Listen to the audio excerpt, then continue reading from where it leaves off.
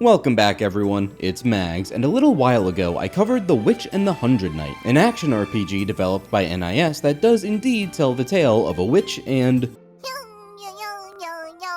my spirit animal. A few years after its enhanced re-release, it got a sequel, simply called The Witch and the Hundred Knight 2, initially released in Japan in 2017 and in English in 2018 for the PS4. I must disclose right away that the sequel is not actually directed by the same person. The first game was directed by Tatsuya Izumi, who was a little bit of a big deal when it came to NIS, having worked on many beloved games for a very long time. The first Witch game gained quite a cult following, and for good reason, but the sequel was directed by a different person entirely, that being Kenta Asano. An overview of his credits sees him mostly being an artist and programmer, with Witch 2 being one of the only games he's been in the director's seat on. And that kind of makes a lot of sense. Witch 2 follows none of the original cast of characters, aside from the titular Hundred Knight, of course, who finds itself in the world of Kavala. In this world, witches are born from a disease called Hexen syndrome, or more colloquially, the witch disease. It only affects girls, and it causes a third eye to start growing out of their forehead. From there, it's only a matter of time before they turn into an awakened witch, with a complete change of personality, immense power, and a tendency towards destruction. The main character this time around is Amelie, whose younger sister Milm is afflicted by the disease, and is immediately shunned out of their small village out of fear from the rest of the citizens. Amelie chooses to go with her so she doesn't have to be on her own, and winds up working for the Weisse Ritter, awesome name by the way, a huge organization that effectively rules much of the world. Their goal? To eradicate witches and cure the witch disease, so Amelie joins them for Milm's sake to find out how she can be cured.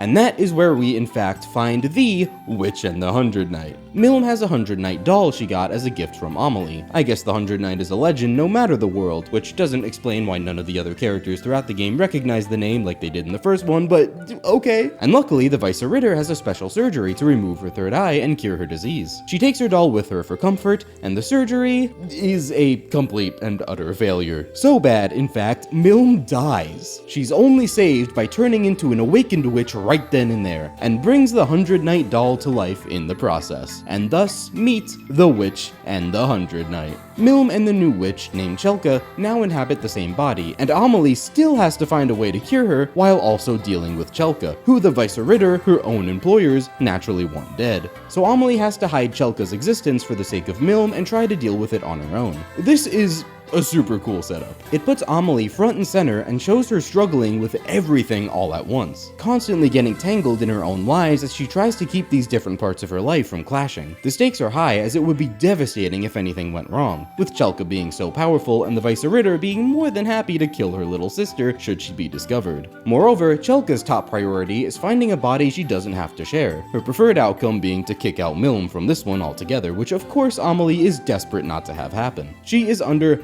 monumental amounts of stress from all sides. This could have made her such an interesting character, but that's one of my biggest gripes of the story. She kind of isn't. Okay, she really isn't. Despite all this, Amelie manages to be one of the most uninteresting characters in the entire story. She doesn't actually move any of the plot forward. Amelie is just kind of being dragged around everywhere while crying about Milm every 30 seconds. It really just felt like they needed a main character, and so her entire existence starts and ends there. She doesn't grow, she doesn't change, she kind of just watches everything happen and makes Milm about 50% of her vocabulary. There's really nothing deeper, despite feeling like there should be with everything going on. She could have used a lot more exploration. But after all, this is The Witch and the Hundred Knight, so what about the witch? Chelka is a lot like Metalia, mean and rude, quick to annihilate anything and anyone if there is slight inconvenience, and grows softer over time, although she would never admit it. I liked her quite a bit by the end of the game. Her development is subtle, like Metalia's, but I think she really suffers from a lack of the spotlight. In which one, Metalia was so important that she was half the damn title of the game. In the sequel, the witch in question is only in half the game. Her and Milm sharing a body means they have to keep going back and forth, and neither get to shine very much. Milm is delegated to just being the cute little sister that stands there so Amelie can fawn over her. Chelka is definitely more prominent, but even then, for much of the story, she's kinda just screwing off doing her own thing while Amelie has to take care of Weisse Ritter business, so it's just hard hard to care about anyone involved here. Again, I actually think the idea of the story itself is cool as hell, and I was pretty invested in a lot of the overarching elements like the Vice Ritter's operations, and even some of the side characters like Zophie.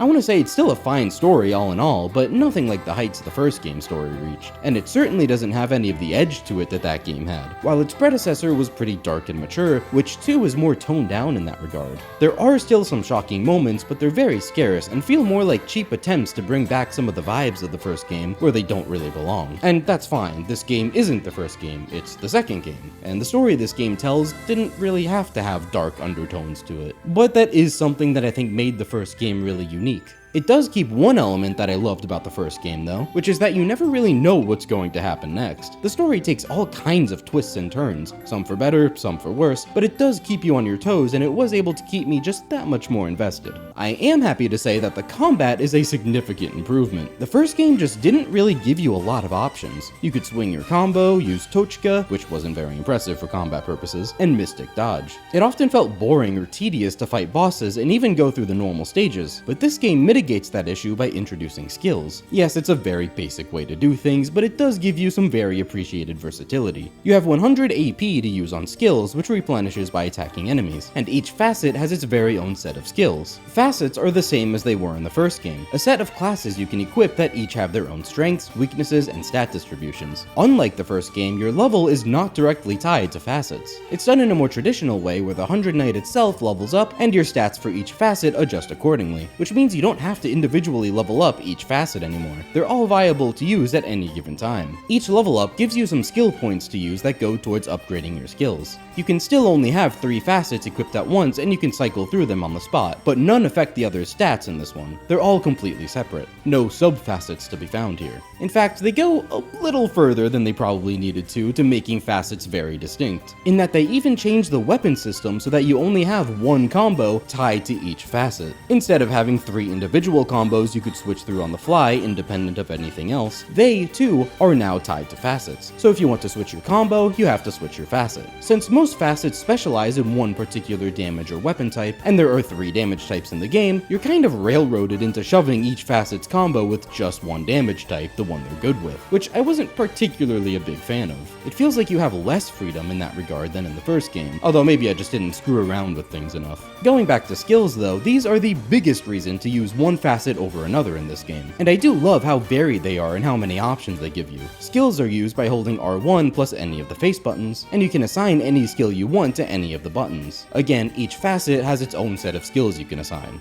There are offensive skills that do a lot of damage, there are buffs that get applied to you for a short time, and otherwise just some crazy shit. Like Trick Screamer having oh my god. I do have some beef with the buffs though, in that they only apply as long as you still have that same facet equipped. If you switch to another facet, they instantly go away, which makes them feel a lot more limiting. It would be cool if you could activate, say, a defense buff with Power Fortress before switching to Marginal Gaze, a very low defense facet, to try to cover your weaknesses, but alas. Mixed in with skills are the Tochka from the first game. They operate just like they did before. Instead of using AP, they use their own kind of limitation that determines how much you can have deployed at once, and each has its own cooldown period. It's a little jarring to have these 2 completely different systems at once, and it definitely feels like they were only shoehorned in here because they were in the first game. But strangely, that also makes them feel more useful. Because they don't use AP, you can easily use them at the same time as your other normal skills. Aside from that though, they're basically the same in that they can be leveled up like any other skill and assigned to one of the face buttons. Fighting bosses was actually a lot more fun in this game. In the first game, the limited amount of attack options and the overall sluggish movement made fights pretty tedious. But here, strategizing and maneuvering around enemy attacks is actually more engaging. I had a good time with a lot of them, experimenting with different skills and learning the boss's patterns. Bosses tend to hit hard as hell and be decently tanky, which I've heard a lot of people say they don't like, but I found it pretty satisfying having to be much more in sync with their patterns since you have to last a while, and figuring out exactly when it's viable to attack and when they're going to strike. However, one major downgrade in the combat that especially affected boss fights was the Mystic Dodge. It's still in the game, it slows down time for everything around you when you get a perfect dodge in, but it feels extremely nerfed. I could never seem to use it on just anything. In fact, I'm certain it doesn't work at all on magic projectiles for whatever godforsaken reason. But even aside from that, you can't just run up to something harmful and mystic dodge it like you could in the first game. The timing is a lot weirder.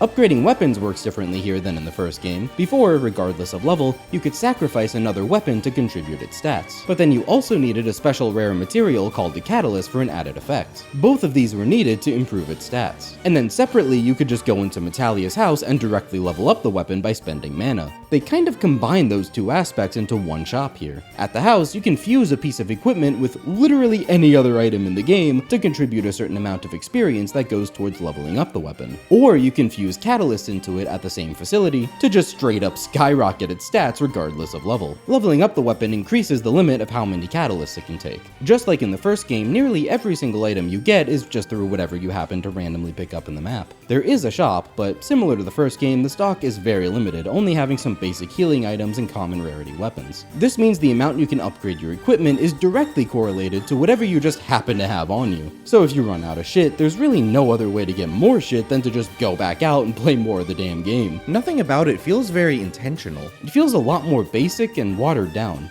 Also, definitely more minor nitpick, but for whatever reason, Catalysts don't even get their own cool icons based on what type they are, like in the first game. And you know what, speaking of item nitpicks, for whatever baffling reason, they don't actually show the rank of each piece of equipment in the name anymore. You have to actively check the stats of each one. I don't know, I liked the feeling of seeing a rank in the name. You knew generally how strong it was right away. And seeing a rank stronger than any of the other ones you've seen so far was so satisfying. You knew as soon as you walked up to it. Because of the scaling and upgrade system in this game, ranks don't even feel significant anymore because Catalysts break any given piece of equipment with ease. They are so much more common in this game, and you can slap so many more on a piece of equipment with laughably low mana costs that that's all you have to do to make basically anything viable to use for the entire game. There's a brand new mechanic that tries to incentivize using your entire 5-hit combo called Depletora, which allows you to activate an additional attack after your 5th hit. And if that extra Depletora attack kills an enemy, the 100 Knight will eat it and replenish more Gigacals. The stronger the enemy, the more Gigacals you get. It's a neat idea and definitely made me try to use my full combo more, because a lot of the time it's inconvenient to do so or you'll want to stop to dodge something. So it's a cool little risk-reward type of deal. And you have to strategically time the Depletora specifically so that it kills an enemy. Depletora attacks also replenish AP for some more utility, and you're still incentivized to use it whenever you can because even if they don't kill, you get 10 back. But if they do kill, you get 20 back. And the fun thing about it is that you can overcharge your AP with this. Normally, you can only ever have 100 max, but if you kill with Depletora, you can surpass that limit with the AP you gain for up to 200. Anything above 100 is a one-time use and won't get replenished through normal means. But this can make map exploration and enemy handling more freeing by virtue of being able to use more skills. I mean, surely map exploration is still a big deal in this game. Surely. Listen, I know I wasn't a big fan of exploring the maps in Witch 1, but all they had to do was tone it down a little. I totally took for granted that it even had unique stages in the first place. You know, visiting each place and being able to thoroughly explore it with carefully crafted environments and map designs. Yet Witch 2 decides that it doesn't really like doing cool things and opts for perhaps the laziest option of all time, a procedurally generated world map. The entire map, and I don't mean the overview of the map, I mean the walkable map, is interconnected. You can walk from one end all the way to the other, which kind of sounds awesome in theory, but it comes at the price of no area being unique. Gone are the days of exploring Chocoletta's palace or the city's underground sewers. Instead, how would you like to walk through the same bland rooms of enemies all with basically the same layout for all eternity? Each location, quote unquote, is just one block in the grand map, with a somewhat random layout and somewhat random enemies. That's the entire game. You don't explore, you walk to the next story cutscene. Sure, there are different environments in different parts of the map. There's a snowy area, a desert area, an underground area, but all the maps in those areas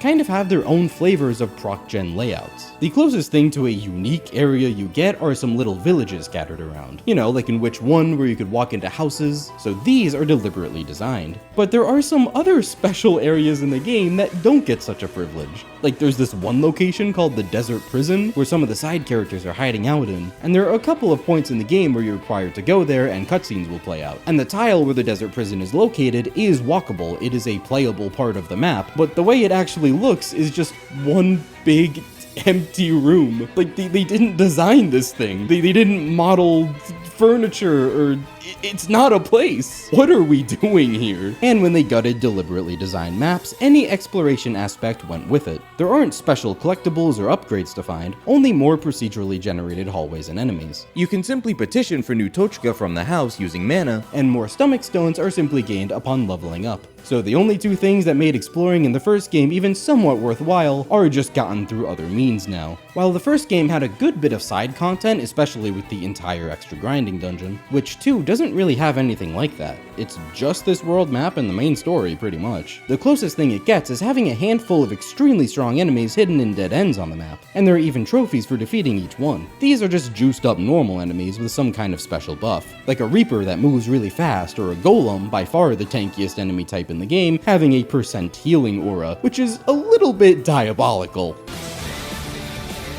I appreciate the idea, but a lot of these are just kind of boring. Nearly all of them will just one-shot you, and they are beyond tanky, even when you have way overpowered gear, which makes you resort to finding some kind of cheese strat for about 5 to 10 minutes while you whittle away their health. Sorry, but who thought this was a good idea again? The trophies for this game aren't too bad, they're all pretty basic aside from defeating all those special enemies. Except for one other one that comes out of nowhere. There is a set of 21 completely non-consequential unique accessories that can drop from enemies. Each one is dropped by one specific enemy, and the drop rates for these are absolutely abominable. It simply requires grinding the same type of enemy over and over for any unique accessory you don't have yet. It could very well take multiple hours just to get your hands on one of these things. It is an entirely unnecessary grind fest. They could have at least made these accessories really good to use, but they just kind of have normal stats and resistances. This trophy alone extended the time it took for me to finish this game by multiple days.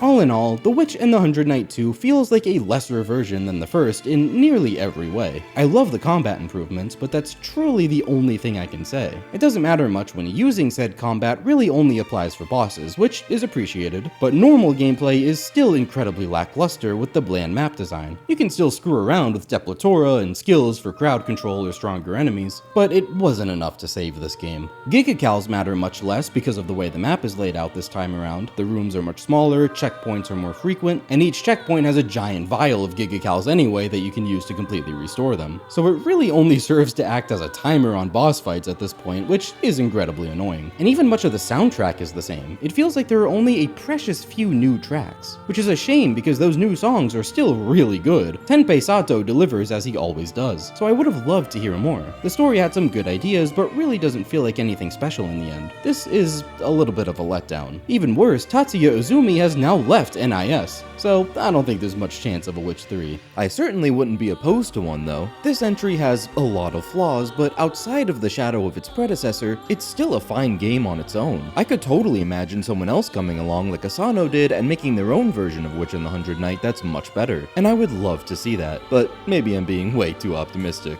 I've been Mags, and I'll see you in the next one. Peace.